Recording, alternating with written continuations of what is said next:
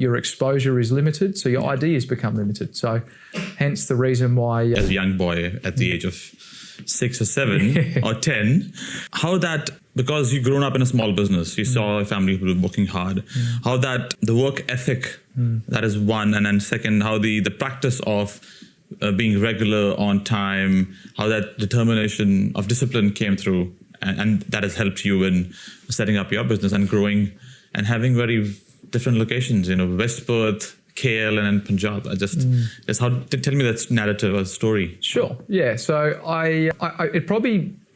for me, I didn't see myself as different, to be absolutely honest, when I came into accounting or into business. But as time has progressed, it's probably become more apparent where what it's probably allowed me to do, truthfully speaking, is probably just be wiser beyond my age. That's probably what it's allowed me to do. So growing up in a family business, around the dinner table every night, it was always business talk. It was about the day, the week, the month, the issues, the positives, the next chapter in the journey, etc. So what I learnt from my parents, who have had their ups and downs in business, as most do, is the resilience to keep moving forward. And I think the discipline is actually built probably more out of the resilience. So if you can keep pushing forward, that discipline will probably follow suit, and you consistently have to learn from your mistakes. So I think that has allowed me to probably be a bit more advanced, as I said, beyond my age. But in business, it's probably allowed us as a group to consistently push and strive for that next piece or that next chapter in the journey. So, yeah, so that foundation allowed me to excel quite quickly, and I took up a partner role far earlier than most, only because I felt in myself I was determined and ready to make a difference. And through through the traditional accounting journey, you'd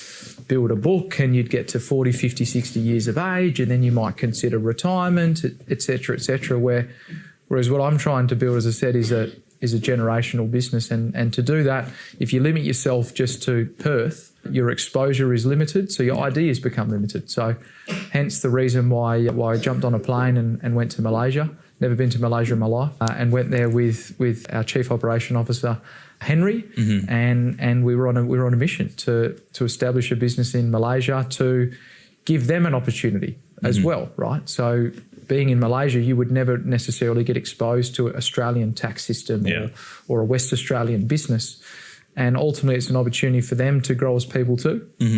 And whilst we've learnt a lot, and it's not necessarily, the best thing since sliced bread, because we're learning. We've never been to Malaysia, don't speak Malay, don't know the Malay culture, etc. That gave me the confidence to start something else. Most would say, let's stop and finesse it and work on it and make sure it's completely perfect. I'm very much so that I think the foundations of the bones are there. It'll come to be what it'll be. Let's get into the next one. So there was a staff member of mine, Tarun, who had expressed an interest in going back home and some form of co-working opportunity. And given that I was always one to be provided opportunities, particularly in business, I said, well, let's do it. So he obviously migrated from Punjab into Perth to do his studies. Yeah. Tarun has been working for us for a good number of years now, expressed a desire to go back home to set up an office, and I said, when do we start? And off he went. So he's now there in home, setting up the office. He's been there for just about 2 months now, has recruited 4 or 5 staff, and is enjoying the experience of running an operation, right? So for me, it's all back to purpose. And I think my inner purpose is allowing me to really make a difference in other people's lives.